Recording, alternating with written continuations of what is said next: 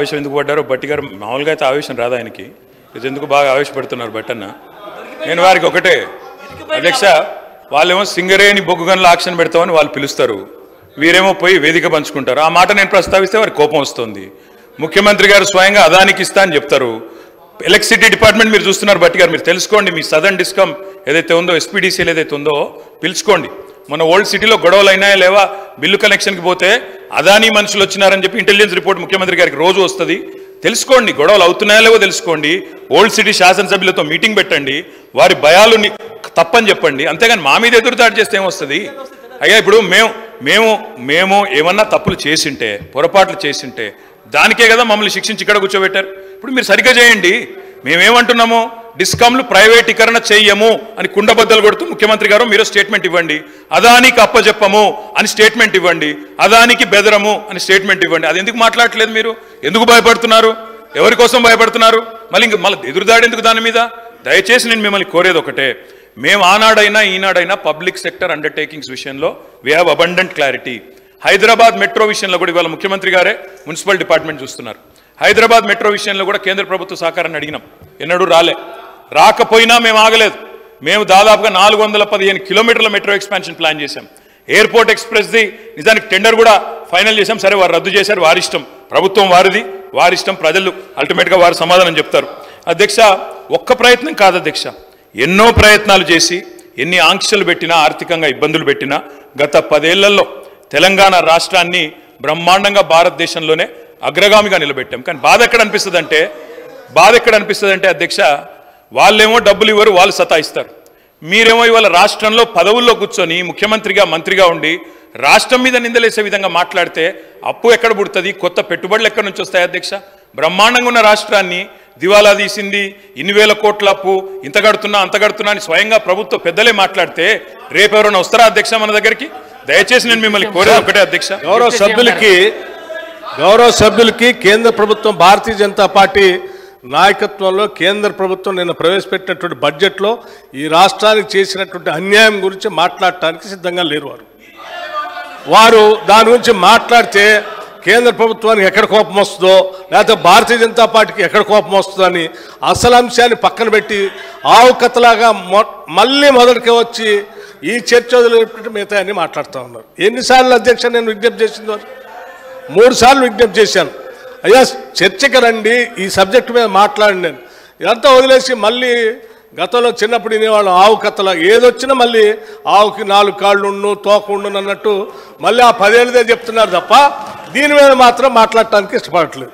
దయచేసి సార్, నేను మీ ద్వారా మరొక్కసారి వారిని విజ్ఞప్తి చేస్తాను, దయచేసి ఈ సబ్జెక్టు మీద మీకు నిజంగా రాష్ట్ర ప్రయోజనాలపైన ఏమాత్రం ప్రేమ ఉన్నా, రాజకీయ ప్రయోజనాలు కాదు మాకు, రాష్ట్ర ప్రయోజనాలే మాకు ముఖ్యమైనవి, భారతీయ జనతా పార్టీతో మేము అంటగాగట్లేదు, మాకు వాళ్ళకి ఎటువంటి అండర్స్టాండింగ్ లేదు, చీకటి ఒప్పందం లేదు, రాష్ట్ర ప్రయోజనాలే మాకు ముఖ్యం, బడ్జెట్లో వాళ్ళు చేసినటువంటిది అన్యాయాన్ని ఎండగడతాం, సభ ఏ తీర్మానం చేసినా మేము సిద్ధంగా ఉంటామని చెప్తా అంటేనేమో చెప్పండి, లేదు వాళ్ళు చేసింది కరెక్టే, వాళ్ళతో పాటు మా పార్టీని కూడా అందులో విలీనం చేస్తాం, మేము అంతా కరెక్ట్ చేసామని మీరు ముందు పోదామని చెప్పి దాని మీద మాట్లాడకుండా పాత కథని ఆవు కథని చెప్తా అంటే గౌరవ సభాపతి గారిని కోరుతాను, ఇంకో సభ్యులైనా మాట్లాడించండి, కనీసం రాష్ట్రానికి న్యాయం జరుగుతుంది. అధ్యక్ష కేటీ రామారావు గారు కన్క్లూడ్ చేయండి, సబ్జెక్టే మాట్లాడండి. ఎందుకు సార్ భయం అవుతుందా? వాళ్ళకు భయం అవుతుందా? అదాని గురించి మాట్లాడితే భయం అవుతుందా? ఎవరి గురించి మాట్లాడితే భయం అవుతుంది అంతగానం? ఎందుకు భయపడుతున్నారు సార్? కంక్లూడ్ ఎందుకు చేయాలి సార్? ఇంత ఇంపార్టెంట్ సబ్జెక్టు ఎంతమంది డిస్టర్బ్ చేస్తారు?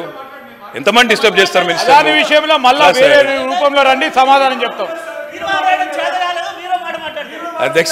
అధ్యక్ష నిజంగా వారి వ్యవహారం చూస్తూ ఉంటే ఇంకా ప్రతిపక్షంలో ఉన్నట్టే ఉంది అధ్యక్ష. నాకైతే ఆ గొంతులు దించుకోవడాలు, ఆగమాగం లేచి మాట్లాడు, ముఖ్యమంత్రి గారు చాలా సంయమనంతో ఉండాలి, వారే రన్నింగ్ కామెంటరీ చేస్తున్నారు. నేను వారికి ఒకటే చెప్తా ఉన్నా అధ్యక్ష, వారు ఓన్లీ బడ్జెట్ కన్ఫైన్ అయ్యి మాట్లాడమని వారే అంటారు, ఏదో చీకటి ఒప్పందాలని ముఖ్యమంత్రి గారు మాట్లాడతారు, విలీనాలని ఉప ముఖ్యమంత్రి గారు మాట్లాడతారు. మీ ఇద్దరికి నేను స్పష్టంగా చెప్తా ఉన్నా, ఈ వేదిక ద్వారా చెప్తా ఉన్నా, ఎలాంటి చీకటి ఒప్పందాలు చేసుకోవాల్సిన దౌర్భాగ్యం మాకు లేదు. ముమ్మాటికి తెలంగాణ ప్రజల పక్షాన బ్రహ్మాండంగా ఇక్కడే ఉంటాం, గొంతు విప్పుతాం, మిమ్మల్ని అడుగడుగున ఎండగడతాం. 6 గ్యారెంటీలు ఏవైతే ఇవాళ కేంద్ర బడ్జెట్ మీద లేకపోతే కేసీఆర్ ప్రభుత్వం మీద నెపం వేసి తప్పించుకోవాలని మీరు ఏదైతే ఇవాళ ఒక డ్రామా చేస్తున్నారో తప్పకుండా దీన్ని ఎండగడతామని మాట కూడా విజ్ఞప్తి చేస్తాం. వదిలిపెట్టం. 6 గ్యారెంటీలు అమలయ్యేదాకా వదిలిపెట్టం. ప్రజల తరపున అడుగుతూనే ఉంటాం, కడుగుతూనే ఉంటాం. ఆ విషయంలో మీరెట్టి పరిస్థితుల్లో ఆలోచన కూడా చేయాల్సిన అవసరం లేదు. అధ్యక్ష, కేంద్రం ఇయ్యలేదు అని చెప్పి మేము ఆగలే. భారతదేశంలోనే లార్జ్ స్టేట్స్లో 2014లో 12వ స్థానంలో ఉండే తలసరి ఆదాయంలో తెలంగాణ. కేంద్రం ఇయ్యకపోతే మేము ఆగలే, పని చేసుకుంటూ పోయినాం. నెంబర్ 1 స్టేట్ చేసినాం తలసరి ఆదాయంలో. రిజర్వ్ బ్యాంక్ లెక్క ఇది. అధ్యక్ష, జిఎస్డిపి పెరుగుదలలో మన రాష్ట్రాన్ని మనమే తిట్టుకుంటే బయట ఒక దమ్మిడి కూడా పుట్టదు. మీకు అది ఆలోచించుకోండి. అధ్యక్ష, కేసీఆర్ మీద కోపం ఉంటే కేసీఆర్ని తిట్టండి, రాష్ట్రాన్ని తిడితే మీకే నష్టం, నడిపేది మీరు, 5 ఏళ్ళు ఇబ్బంది పడేది మీరు.